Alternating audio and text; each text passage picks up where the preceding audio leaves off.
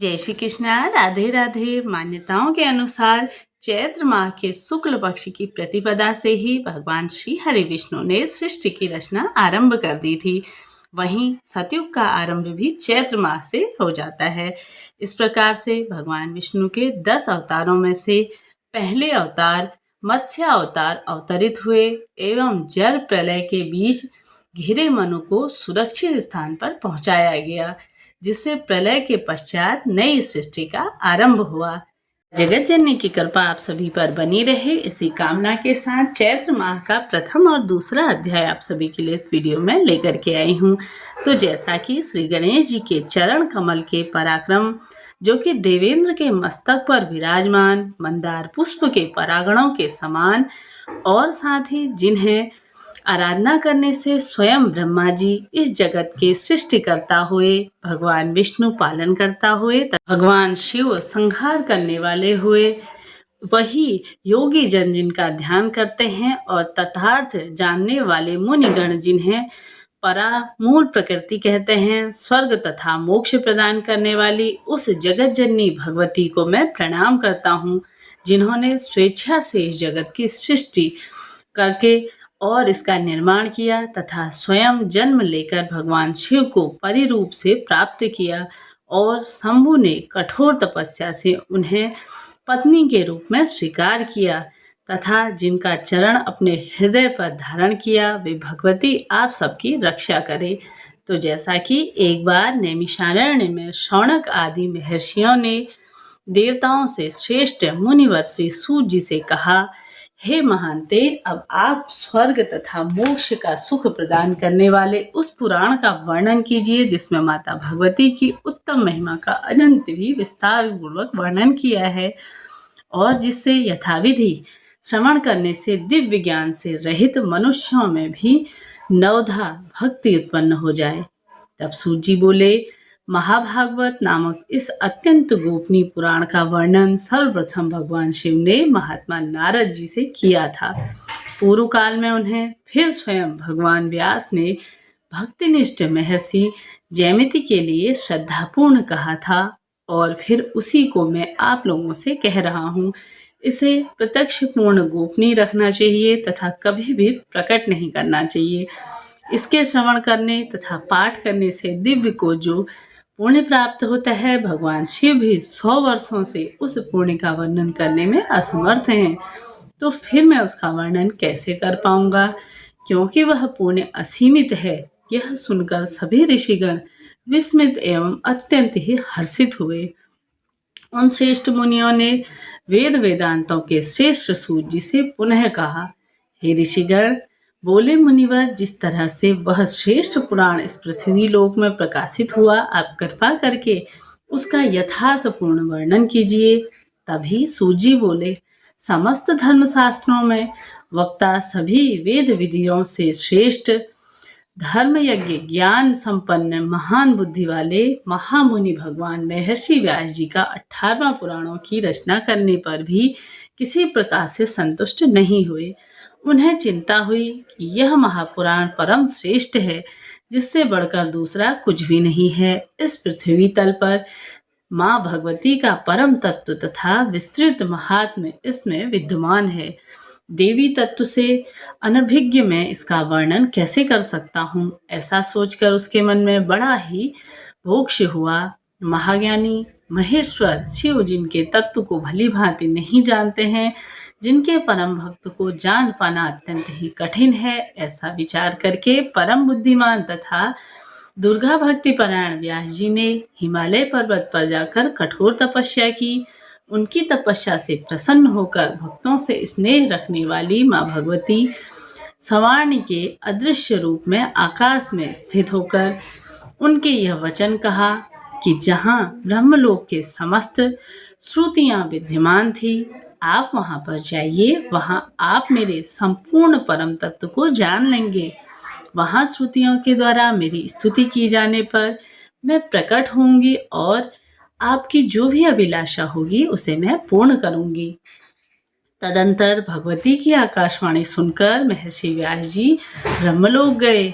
वहां उन्होंने वेदों को प्रमाण करके पूछा, अविनाशी ब्रह्मपद क्या है? विनय से नम्र महर्षि का यह वचन सुनकर एक एक करके सभी वेदों के तत्काल मुनि श्रेष्ठ व्यास जी ने कहा, हे महानुभाव, ऋग्वेद में कहा है, सभी प्राणी जिनके भीतर स्थित हैं और जिनके संपूर्ण जगत प्रकट होता है तथा जिन्हें परम तत्व कहा गया है, वे साक्षात माँ भगवती हैं। यजुर्वेद में कहा है, सभी प्रकार के यज्ञों से जिनकी आराधना की जाती है, जिससे साक्षात हम प्रणाम करते हैं, वे एकमात्र माता भगवती हैं।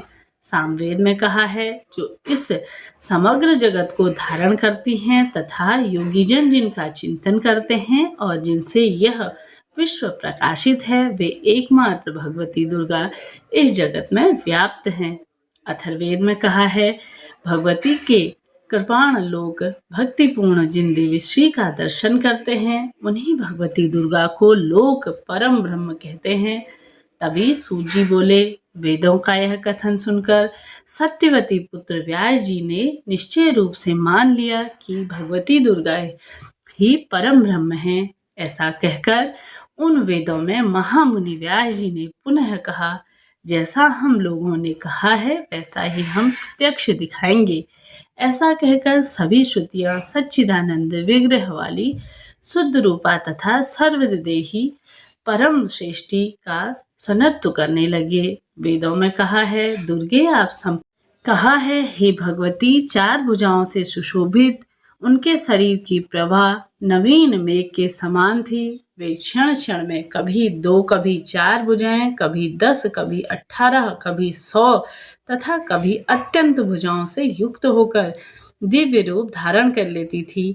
वे कभी विष्णु रूप में होकर उनके वाम भाग में लक्ष्मी का रूप धारण करके विराजमान दिखाई पड़ती, कभी राधा सहित कृष्ण के रूप में हो जाती, कभी स्वयं ब्रह्मा का रूप धारण करके उनके वाम भाग में सरस्वती के रूप में दृष्टिगत होती और कभी शिव का रूप धारण करके उनके वाम में गौरी रूप में स्थित हो जाती। इस प्रकार उन सर्वव्यापिनी ब्रह्मांडी भगवती के अनेक रूप प्रकार धारण कर व्यास जी का नाम और उनकी संचयता दूर कर दिया। तभी सूत जी बोले, इस प्रकार पराशर पुत्र व्यावसी भगवती माता का दर्शन करके उन्हें परम ब्रह्म के रूप में जानकर जीवन मुक्त हो गए। तदंतर भगवती ने उनकी अभिलाषा जानकर उन्हें अपने चरण तल में स्थित कमल के दर्शन कराए। मुनि व्यास जी ने उस कमल के 1000 दलों में पराक्षम स्वरूप महाभागवत नामक पुराण को देखा। दिव्यों पर सिर झुकाकर स्तुति करते हुए देवी के सादर प्रणाम किया और कृतज्ञ होकर महर्षि व्यास जी अपने आश्रम आ गए। उन्होंने भगवती के चरणों में स्थित कमल के पराश्रम साथ ही स्वरूप को पवित्र महाभागवत पुराण जिस रूप से दर्शन किया उसी रूप से उसे प्रकाशित किया। उन्होंने अत्यंत स्नेह पूर्वक इस पुराण को सुनाया। मैंने उसे सुना तथा स्वयं ही इसे धारण किया। अब मैं स्नेह के कारण आप लोगों को उस पुराण का वर्णन कहूँगा। आप लोग प्रत्यक्ष रूप से इसे गुप्त रखिए। हजारों अश्वमेघ तथा सैकड़ों वाजपेयी यज्ञ इस महापुराण की 16वीं कला से भी तुल्य नहीं है। इस प्रकार महापात की प्राणियों की रक्षा के लिए इस भूलोक में महाभागवत पुराण प्रकाशित हुआ है। इस प्रकार से श्री सूत जी शौनक जी से बोले कि देवी स्तुति के लिए अब दूसरा अध्याय हम प्रारंभ करेंगे।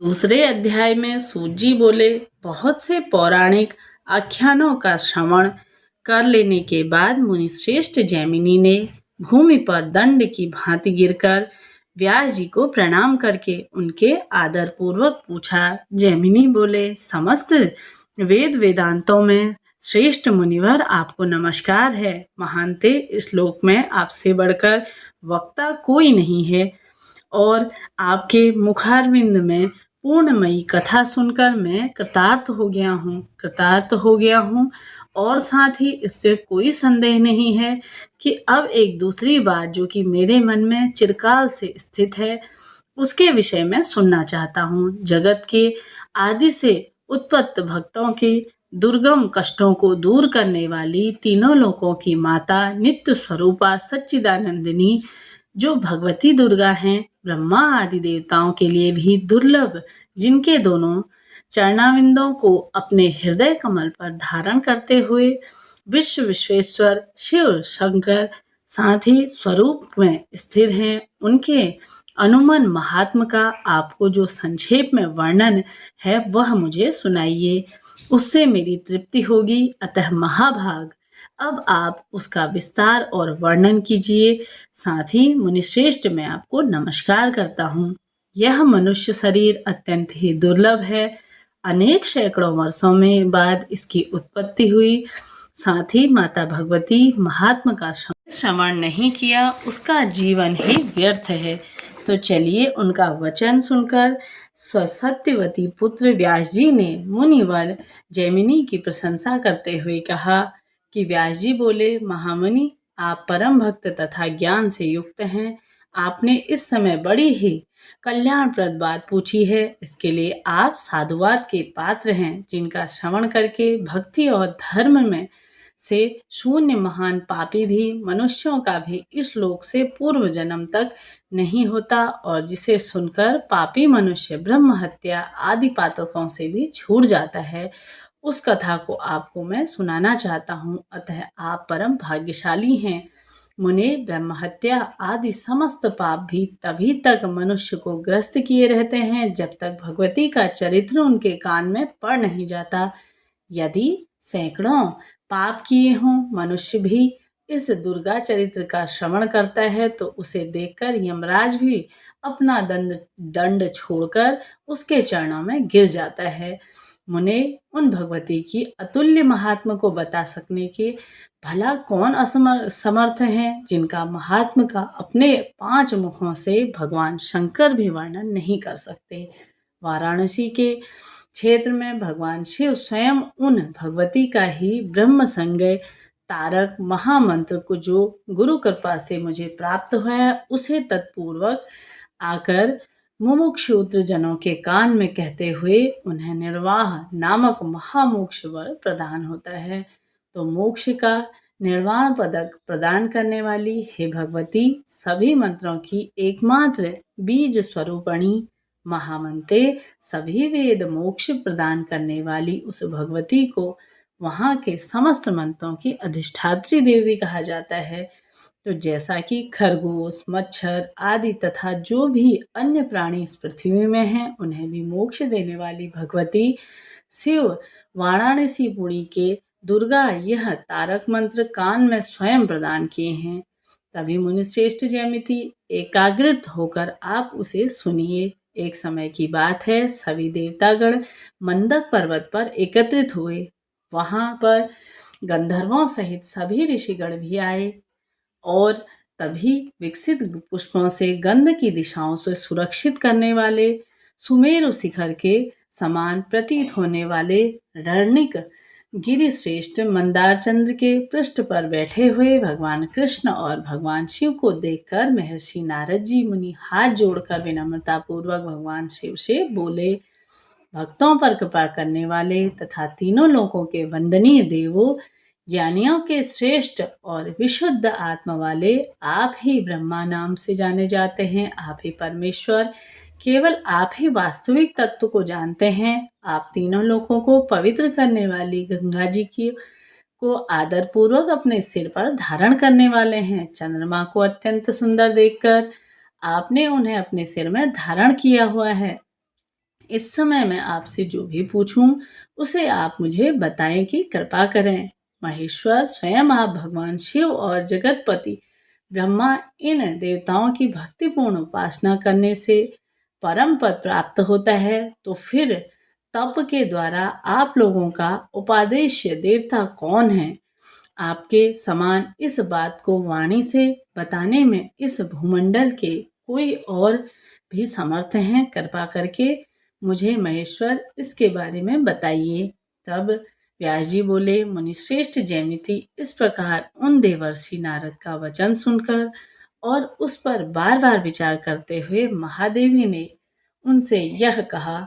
महादेव जी बोले, तात आपके जो बात पूछी है वह तो गोपनीय है, वत्स ऐसे भला आपको बताते योग्य नहीं है। जो मनुश्रेष्ठ, जो आप कहिए। तो व्यास जी बोले, देवादिदेव शिव ने ऐसा कहने पर देवर्षि नारद जी दोनों हाथ जोड़कर खड़े हो गए और सर्वव्यापी जगन्नाथ नारायण से कहने लगे, भक्तों पर कृपा करने वाली देवादिदेव भगवान महेश्वर, आपने उपास्य इष्ट देव के विषय में बताने की कृपा करें। अभी योगेश्वर मुनिवर नारद जी द्वारा इस प्रकार प्रार्थना करने पर निर्मलपति भगवान शंकर पहले तो सतत स्वादिष्ट हो गए, पुनः भगवती श्री दुर्गा के चरण कमलों का अपने हृदय में ध्यान करते हुए और उन्हें ही एकमात्र पूर्ण ब्रह्म जानकर उन्होंने उनका आदर पूर्वक और उनका ध्यान करना प्रारंभ कर दिया। इस प्रकार से यह महात्म्य यहाँ पर पूर्ण होते हैं। मिलते हैं अगली वीडियो में, तब तक के लिए जय श्री कृष्णा, राधे राधे।